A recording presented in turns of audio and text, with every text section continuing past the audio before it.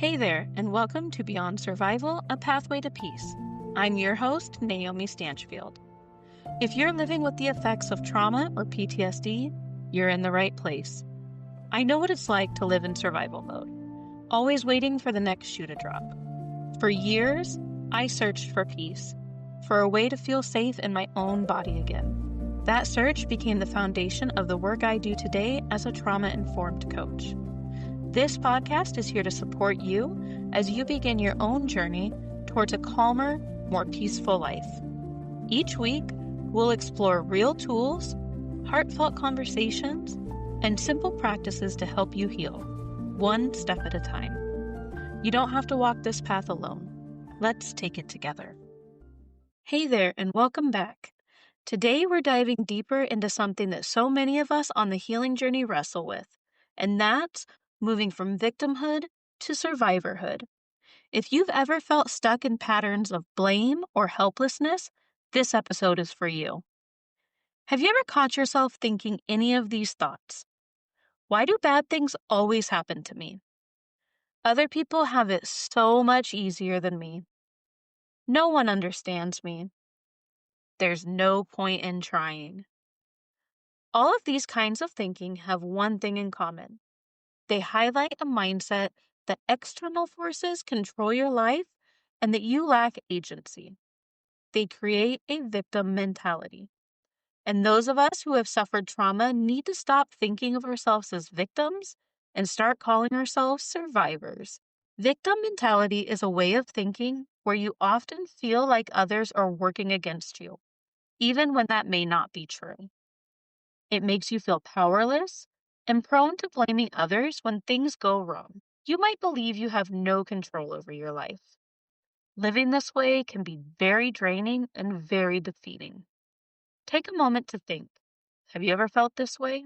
Now let's contrast that with survivor mentality for a second, because seeing the difference can be so illuminating. A survivor mindset doesn't deny the pain or the trauma. It honors it, but then asks, what can I do now? Where is my power today? Survivors notice the hard things, feel them fully, and still choose agency. It's not about toxic positivity. It's about finding hope and choices, even in the hard stuff. When we live within the victimhood mindset, it's a very defeating way to live. We stop trying to better ourselves, and we become resentful of the people around us because we believe they're the ones holding us back. The truth, however hard it is to hear, is that we're the ones holding ourselves back with this kind of mindset. So as you listen today, you might even want to grab your journal or a piece of paper and a pen and gently check in with yourself. Ask, where do these patterns show up in my life? Where do I feel powerless, resentful, or stuck?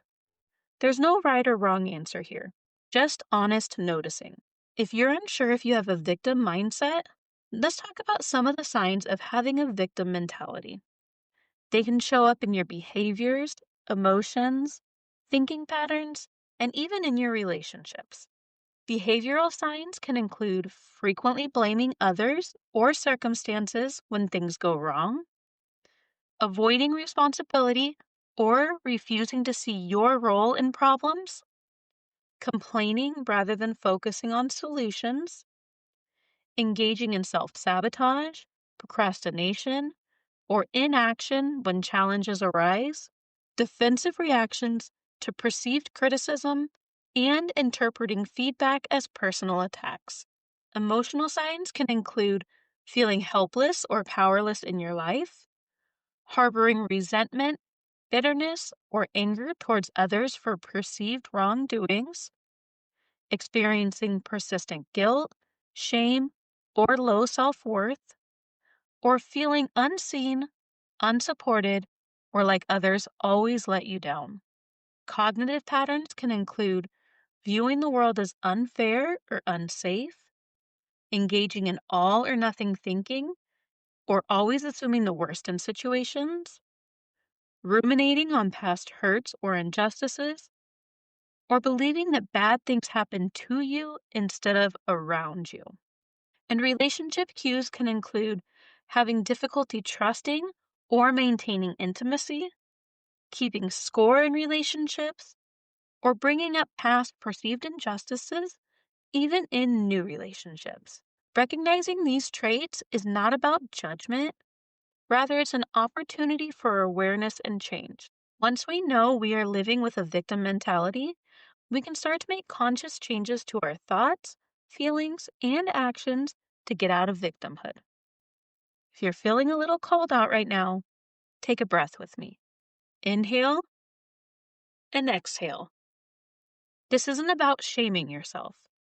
This is about finally seeing the water you've been swimming in, often since childhood, so that you can choose something new. Have you ever caught yourself blaming others when things go wrong? What would happen if you took ownership instead? You might pause here and think of a recent situation where something didn't go the way you had hoped. Ask yourself, in that moment, who did I blame? What story did I tell myself?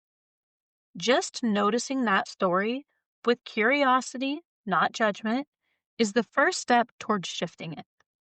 Here's Sarah's story about the change from victim thinking to survivor thinking.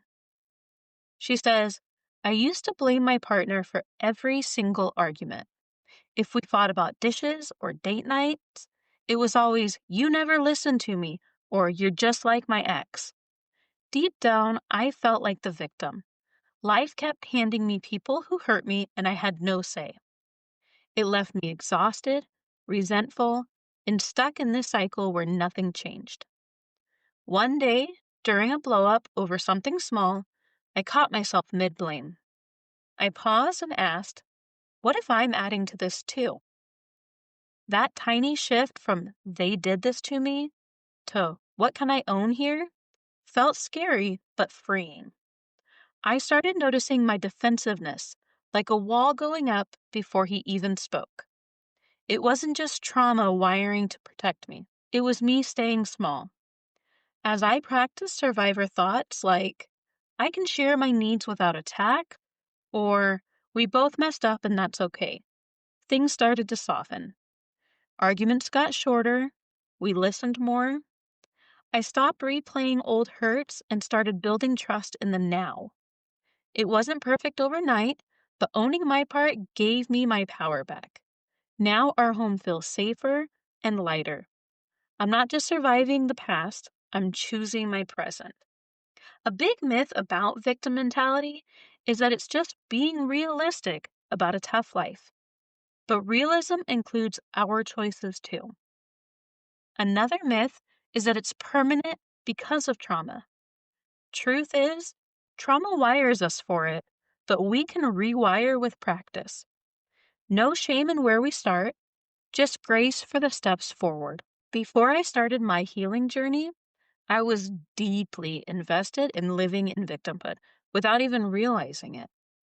I was sure that everyone was using me, that I had no power to change my life, and I replayed my traumas over and over again. It was exhausting. It wasn't long into my relationship with my husband that he said to me, you can't keep holding what other people have done against me. I'm not them. To tell you that I was angry at him for saying that was an understatement. The thoughts that kept going through my mind were, how dare he think I'm doing that? And doesn't he understand what I went through and how that affects everything in my life right now? The truth is, I was doing that, and I had been living in this mindset of being a powerless victim since childhood without even knowing it. I truly just believed that the world was unfair and that bad things would just always happen to me because I was somehow one of the unlucky ones that life wanted to shit on. In reality, these thoughts, this victim mentality, often developed because of repeated hurt or feeling powerless growing up, like not having your feelings seen, living in an unstable home, and of course, trauma. And boy, did I experience all of that. It's no wonder that I was stuck in believing these thoughts. Can you relate to feeling stuck in a pattern like this? If it feels safe, you might gently ask yourself, Where did I first learn that I was powerless? Whose voice do I still hear when I tell myself that I can't change? You don't have to go deep into the memory right now. Just notice what comes up and offer yourself compassion for that younger version of yourself who did the best that they could with what they had. Let's stop here for a minute to discuss the difference between victim mentality and trauma responses, because these things can seem similar. And if we continue to assure ourselves that these are trauma responses and not victim mentality, we will not take the actions needed to change. Trauma responses originate from the reaction to a real or perceived trauma, while victim mentality originates from learned cognitive emotional patterns. Trauma responses come from real or perceived harm. They're automatic reactions that keep us safe. Victim mentality, on the other hand, is a habit, a way of thinking and feeling we've learned over time. Trauma responses are typically involuntary and automatic, happening before we even realize them. Victim mentality can also be involuntary or unconscious actions, but a lot of times they are conscious, sustained by our choices. The tone or feeling of trauma responses are rooted in fear, anxiety, or dissociation, while victim mentality is rooted in resentment, helplessness, and self-pity. So, for example, if you shut down or go numb in a conflict, that might be a trauma response trying to protect you. If afterward you spend days thinking, people always hurt me, no one ever shows up for me, nothing ever changes, that's more of the victim mentality lens. The behavior and the story can show up together, but they're not the same thing, and they need different kinds of care. I want to be very clear here that I am not blaming anyone for either of these, trauma responses or having a victim mentality. Only pointing out that there is a difference between the two, because the approach to fixing and healing both of these are different, but they are intertwined. Trauma responses require that you focus on safety and healing. Interventions for victim mentality really focuses on changing the way we think and working on feelings of empowerment. Both are things that we will continuously be focusing on in most, if not all, of our future podcasts. You might find it helpful to ask gently, is this my nervous system trying to protect me right now? Or is this my mindset keeping me small? Sometimes the answer is both, and that's okay. It just gives you a clearer starting point for what you need to do next. Maybe grounding or regulation, maybe a mindset shift, and maybe a little bit of both. The true importance of getting out of victim mentality is that being stuck there can hinder your ability to heal from trauma. It fosters a persistent sense of helplessness, blame, and puts responsibility on others rather than ourselves. This really obstructs your path to empowerment and adaptive coping skills. When we stay in this place of, this is just how it is and I can't do anything about it, we unknowingly reinforce the same old pathways in our brain. Over time, the brain actually gets more efficient at running these helplessness scripts. The beautiful thing is that the brain can also build new pathways when we practice new thoughts, new behaviors, and new ways of relating to ourselves. That's what we're working towards here. So let's talk about how to change the way we think. We briefly touched on this in the episode about learning to trust yourself. We have to use stepping stone thoughts to get us from what we think and believe now to what we want to think. We can't jump from, there's no point in trying, to, it's worth trying because I can improve and make progress. Thinking the goal thought won't work right off the bat because we don't believe it. It's why affirmations rarely work for people. You can say something over and over again, but if you don't believe it, nothing will change. Imagine saying the sky is purple every day for a month. Do you think at the end of the month you're going to believe this statement? No, because we see the sky is blue. We aren't going to believe it. That's where stepping stone thoughts come into play. We can't go from there's no point in trying to it's worth trying because I can improve and make progress. However, we could go from there's no point in trying to sometimes trying feels overwhelming, but not always. We can believe this new thought because we know that we have tried at least some new things in our life that worked out and weren't extremely overwhelming. Practicing this new thought every time we are triggered to think the old one will eventually get us to a point that we automatically start thinking this new thought without trying. That's when we move to the next stepping stone and repeat the process. Perhaps now we work on believing and thinking, I can try small things without much risk. And then maybe we move to even small efforts can lead to positive change over time. Then we could try, trying gives me a chance to learn and grow. And then finally, after working on this, we can get to it's worth trying because I can improve and make progress. If you'd like to try this in real time, think of one painful belief that you often repeat to yourself. Maybe it's no one ever shows up for me, or I always mess things up, or nothing will ever change. Notice how that thought feels in your body. Then ask, what is one tiny, slightly less harsh thought that I can believe today? You don't have to love it. You just have to be able to say, yeah, that could be true sometimes. This practice takes time. Don't get frustrated if your old thoughts keep trying to pop up. That's normal. You've been thinking and believing these old thoughts for months, years, or maybe even decades. Change doesn't happen overnight. Changing your thoughts is probably one of the most important tools that you can utilize, not only in getting out of victim mentality, but also in trauma healing in general. A lot of what keeps us stuck is old beliefs that no longer and sometimes never really helped us. Some other practices that you can utilize on your journey away from victimhood into surviving and all the way to thriving are thought records. This is the use of worksheets to record a triggering situation, your automatic thoughts, what feelings and emotions came up from those thoughts, alternative rational thoughts that you could have had, and what new feelings those alternative thoughts produce. This increases your awareness and shifts your thinking pattern. Gratitude and strength inventory. This is a daily journaling exercise where you list what you are grateful for and what strengths you demonstrated that day. This helps to reorient your focus towards positivity and personal agency. Body scanning. We talked about this in the episode about feeling your emotions.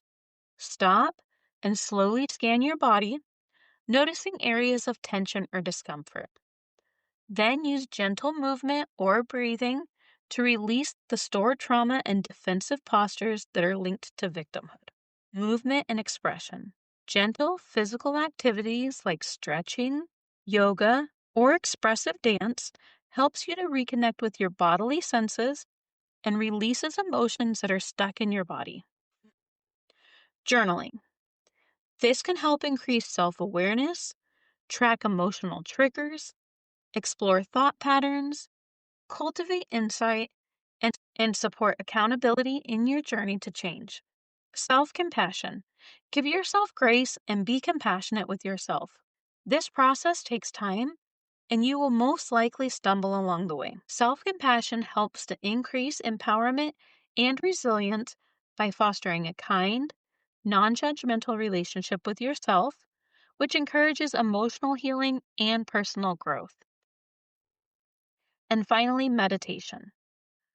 There's a lot of guided meditations online, or you can simply close your eyes and practice mindfulness and deep breathing to center yourself, reduce stress, and increase your awareness in the present moment. Remember, meditation takes practice, so don't beat yourself up if it seems hard at first.